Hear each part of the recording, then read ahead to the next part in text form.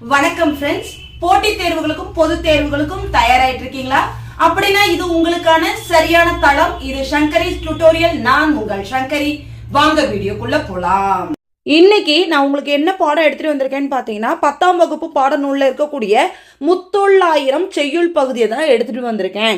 இந்த மாதம் 27ஆம் தேதி, அதாவது 27/12/2025 அன்று நடக்க இருக்கக்கூடிய துணை பேராசிரியர்களுக்கான தகுதி தேர்வு இது டிஆர்பி நடத்துகிறாங்க. இந்த தகுதி தேர்வுக்குரிய பொது தமிழ் பாடப்பகுதியை தான் நம்ம தொடர்ந்து நம்ம சேனலில் பார்த்துட்ருக்கோம். எல்லா வீடியோஸோடைய லிங்க்கையும் டிஸ்கிரிப்ஷனில் கொடுக்குறேன். பார்க்காதவங்க பார்த்துக்கோங்க. எக்ஸாம் கிளியர் பண்ணுறதுக்கு உங்களுக்கு ஈஸியாக இருக்கும். இப்போ பாடத்துக்குள்ளே போயிடலாம். முத்தொள்ளாயிரம் 3 பாடல்களை கொண்டது. ஒவ்வொரு 900 பாடல்களும் சேர சோழ பாண்டிய நாடுகளை பற்றியது. இது பார்த்தீங்கன்னா 300 பாடல்களும் நமக்கு கிடைக்கல.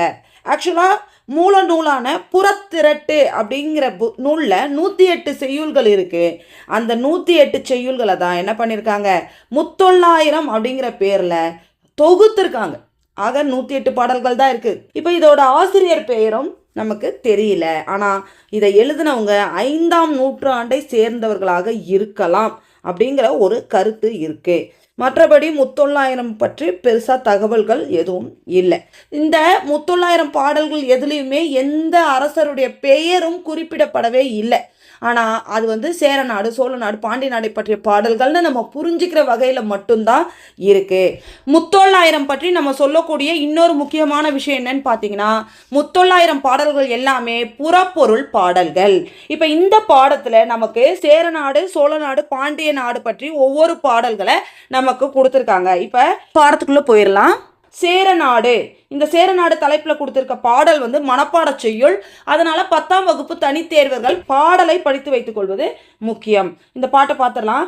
அல்லல் பழனத்து அரக்காம்பல் வாயவிழ வெள்ளம் தீப்பட்டது என வெறி புள்ளினம் தம் கைச்சிறகால் பார்ப்பொடுக்கும் கவ்வை உடைத்தரோ நச்சிலை வேல் கோக்கோதை நாடு. இந்த பாட்டோடைய பொருளை பார்த்துடலாம். அல்லல் பழனத்து அரக்காம்பல் வாயவிழ, அதாவது வயல்களில் சேறு நிறைஞ்சிருக்கான். சேருனா என்ன அப்படின்னு பார்த்தீங்கன்னா, தண்ணியோட மண்ணும் கலந்து இருக்கக்கூடிய ஒரு நிலைக்கு தான் சேரு அப்படின்னு பேர். ஸோ வயல்களில் சேறு நிறைஞ்சிருக்கு. அரக்காம்பல் வாயவிழ, இந்த இடத்துல பார்த்தீங்கன்னா செங்காந்தள் அப்படின்னு ஒரு மலர் இருக்குது. இது நீங்கள் கேள்விப்பட்டிருப்பீங்கன்னு நினைக்கிறேன். அந்த செங்காந்தள் பார்க்கறதுக்கு மலர்ந்து இருக்கும்போது பார்க்கறதுக்கு எப்படி இருக்குன்னா, ஒரு தீ மாதிரி, நெருப்பு எரியிற மாதிரி ஒரு வண்ணத்திலையும் வடிவத்திலையும் இருக்கும். சரிங்களா? அப்போ அந்த செவ்வாம்பல், அரக்காம்பல், அரக்கு நிறத்தில் இருக்கக்கூடிய ஆம்பல் மலர் வாயவிழ, மொட்டு மலர்வதை வாயவிழ அப்படின்னு சொல்கிறாங்க. வெள்ளம் தீப்பட்டது, தண்ணி தீப்பிடிச்சிருச்சோ அப்படின்னு நினைக்கிற மாதிரி இருக்கு. வெள்ளம் தீப்பட்டது என வெறி புள்ளினம் தம். இப்போ இந்த வெறி அப்படின்றது ஓசை நயத்திற்காக இழுத்து எழுதப்பட்டது. புள்ளினம் அப்படின்னா பறவைகள். பறவைகள்லாம் என்ன நினச்சிதான், தண்ணி தீப்பிடிச்சிச்சோ அப்படின்னு நினச்சி கைச்சிறகால் பார்ப்பொடுக்கும் கவ்வை உடைத்தரோ, அதாவது தன்னுடைய சிறகால குஞ்சுகள் எல்லாம் என்ன பண்ணிச்சான், மூடிக்குதுங்களாம்.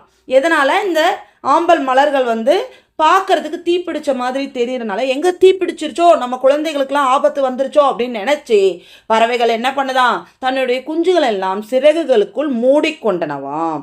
நச்சிலை வேல் கோக்கோதை நாடு. இப்போ இந்த கவ்வை உடைத்தரோ, அதாவது இந்த நாட்டில், சேர நாட்டில் என்ன மாதிரி ஒரு பயம் வந்துருச்சான், தீப்பிடிச்சிருச்சோ அப்படின்னு பறவைகள்லாம் பயப்படுற ஒரு நிலை இந்த நாட்டில் இருக்குது அப்படின்னு சொல்கிறாங்க. அதனுடைய மறைமுக பொருள் என்னன்னா, வேல்களை செய்யக்கூடிய, ஆயுதம் செய்யக்கூடிய நாடு சேர நாடு.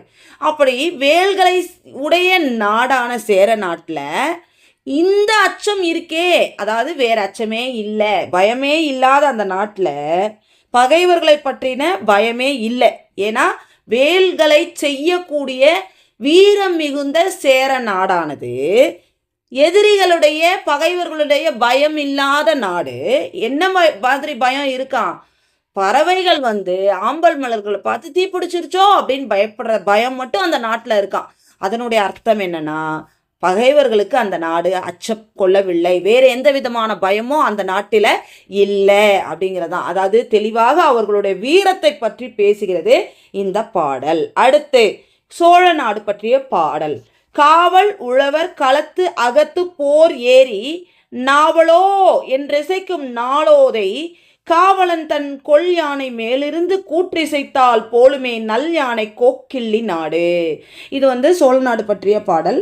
இதில் என்ன சொல்கிறாங்கன்னா, காவல் உழவர், அதாவது நெல் அறுவடை பண்ணி குவிச்சு வச்சுருப்பாங்க இல்லையா, அந்த இடத்துல காவல் உழவர், அதுக்கு காவல் இருக்கிறதுக்காக ஒரு உழவர் இருப்பார். யார்? விவசாயி ஒருத்தர் அந்த இடத்துல இருப்பாங்க. அவங்க என்ன பண்ணுவாங்களாம், அந்த நெல்லை குவிச்சு வச்சு, நெற்போரை குவிச்சு வச்சுருக்காங்க இல்லையா, அது மேலே ஏறி நின்று வேறு எங்கேயாவது யாராவது வராங்களா, இல்லை ஏதாவது ஆபத்து நெருங்குதா அப்படின்ற மாதிரி காவல் காப்பாங்க.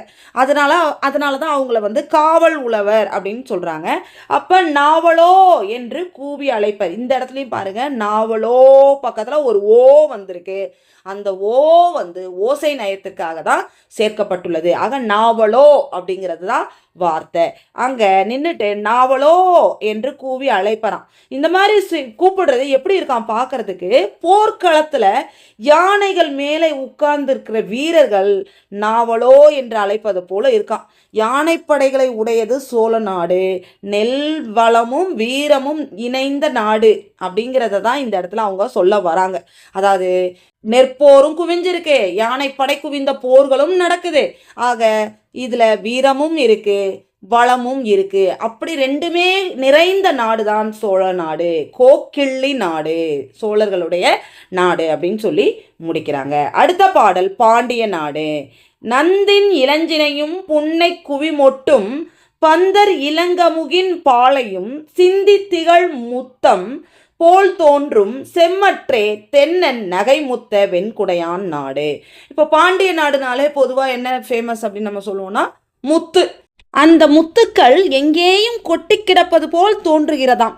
அதுதான் இந்த பாடல். நந்தின் இளஞ்சினையும், இது சங்குகள் மணலில் போட்டிருக்க முட்டைகள், நந்தின் இளஞ்சினையும், புன்னை குவிமொட்டும், புன்னை மரத்திலிருந்து கொட்டியிருக்கக்கூடிய குவிந்த மொட்டுகளும், பந்தர் இளங்கமுகின் பாளையும், பாக்கு மரத்திலிருந்து சிந்தக்கூடிய அந்த பாளையானது எப்படி இருக்கான், எல்லாமே சிந்தி திகழ், அது எல்லாமே சிதறி கிடக்கிற, சிந்தி கிடக்கிற முத்தம் போல் தோன்றும், முத்து மாதிரியே, எல்லாமே முத்து மாதிரியே தோணுது அப்படின்னு சொல்கிறாங்க.